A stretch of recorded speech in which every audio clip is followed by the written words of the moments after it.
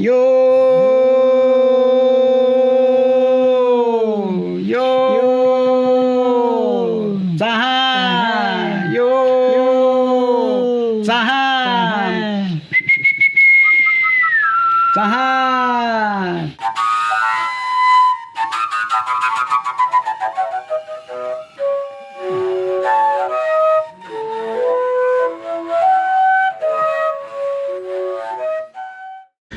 E eu queria começar então essa nossa prosa falando exatamente um pouco sobre esse tema do tempo. Eu gosto sempre de falar do tempo porque ele praticamente coloca exatamente o que há de diferente entre nós. O que há de diferente entre as nossas relações, o que há de diferente entre as abordagens que as pessoas fazem a respeito do que nós somos. Porque vocês sabem que o Brasil tem uma diversidade cultural e linguística muito grande. Ainda hoje, apesar de toda essa história de derrocada que tem acontecido, ainda hoje nós temos uma diversidade de 305 povos, 305 formas de olhar para o mundo, 305 formas de humanidade. E ainda são faladas no nosso território 274 línguas. Mas, infelizmente, nós aprendemos, ao longo do nosso processo educativo, que no Brasil só se fala o português, que é a língua do colonizador. Essa língua que foi imposta também para os nossos povos, além de ter sido imposta para o próprio povo brasileiro. Lembrando que, inclusive, o nosso português, não é? É um português absolutamente diferente dos outros países que falam a língua portuguesa, exatamente por conta da influência do tupi na formação da nossa língua, né? E, claro, da influência também das línguas africanas que por aqui chegaram e influenciaram a formação dessa língua que nós falamos, mas que continua sendo a língua do colonizador. E em Munduruku não existe a palavra futuro. E não existe a palavra futuro, talvez, não sei se vocês sabem disso, é porque simplesmente o futuro não existe.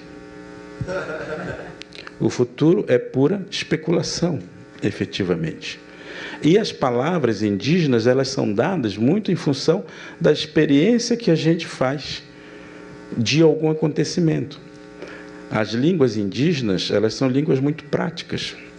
Por isso... Existe a palavra amanhã, sim. Aí não vamos pensar o futuro de uma forma mais a longo prazo lá, né? Essa ideia do futuro como um planejamento a longo prazo. O amanhã, o depois, claro que existe essas palavras. Mas a gente costuma, então, colocar as coisas de uma forma muito prática. Se vocês pegarem o que significa a palavra Guanabara, vocês vão entender o que eu estou falando, né?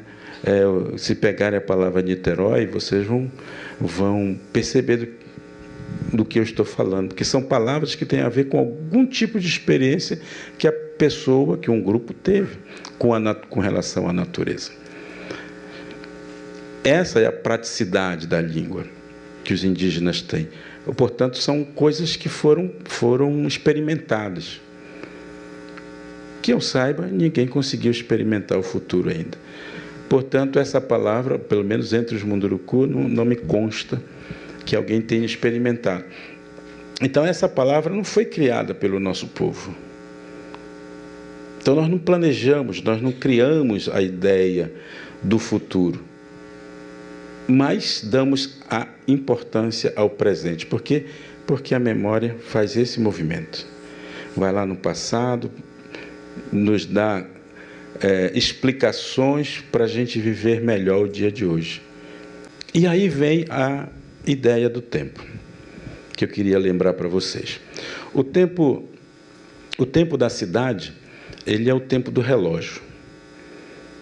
O tempo do relógio é o tempo da produção, é o tempo do acúmulo, é o tempo do relógio de ponto, não é? É o tempo de gerar riqueza, é o tempo da constante corrida atrás do tempo.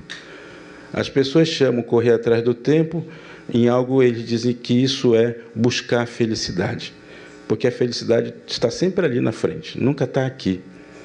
Essa visão de tempo é uma visão linear. Por isso nós aprendemos o tempo, a história, né, temporal, como passado, presente, e nos ensinaram que existe um tal de futuro. E as pessoas esquecem o passado, não vivem o presente, mas vivem correndo atrás de um futuro. E o futuro, ele é uma conquista a ser feita. E as pessoas apostam todas as suas fichas no tal do futuro. E fazem isso acumulando coisas, porque dizem, um dia, sim, quando eu me aposentar, aos 99, eu serei feliz. Aí eu vou poder usufruir da riqueza que eu acumulei. Afinal de contas, agora sim eu vou poder viajar, né, com uma bengalinha, assim, vou poder viajar pelo mundo inteiro. Então, e nós educamos as nossas crianças, dentro dessa perspectiva do tempo linear, nós educamos as nossas crianças a nunca estarem aqui e agora, a sempre estarem pensando lá na frente. A pergunta que mais se ouve dos pais, dos adultos para as crianças é: o que você vai ser quando crescer? E a criança cresce achando que ela vai ser alguém um dia e que ela nunca é alguém agora. Porque nós vendemos para essas crianças a ideia de um futuro. Nós vendemos a ideia de que elas só poderão ser felizes se forem alguém na vida. Esse tempo linear, ele é um tempo que nos tira do agora. Ao contrário, o tempo indígena não é o tempo do relógio. O tempo indígena é o tempo da natureza. E vocês sabem que a natureza é cíclica. A natureza, que recentemente passou por uma mudança, não é? Ela era verão e agora é outono. Ela se desdobra sobre si mesma para poder se renovar. Ela faz esse movimento o tempo inteiro, não é isso? E ela faz isso por quê? Porque ela precisa estar o tempo inteiro num processo de movimento. E veja que eu estou falando da natureza como um ser vivo. Não estou falando como uma ideia abstrata, mas como um ser vivo, né? E todo ser vivente vai mudando de pele, né? De vez em quando. Vai mudando de cor, vai mudando de estação, de uma forma cíclica. Esse tempo circular é um tempo da natureza. É o tempo de quem só tem dois tempos possíveis. O passado, que é o tempo da memória. O passado é quem diz quem a gente é, da onde a gente veio e o que a gente faz nesse mundo. E existe o outro tempo, que é o tempo do agora, que é o hoje, que nós chamamos de presente. Meu avô, quando queria falar isso, ele dizia assim: se o momento atual não fosse bom, não se chamaria presente.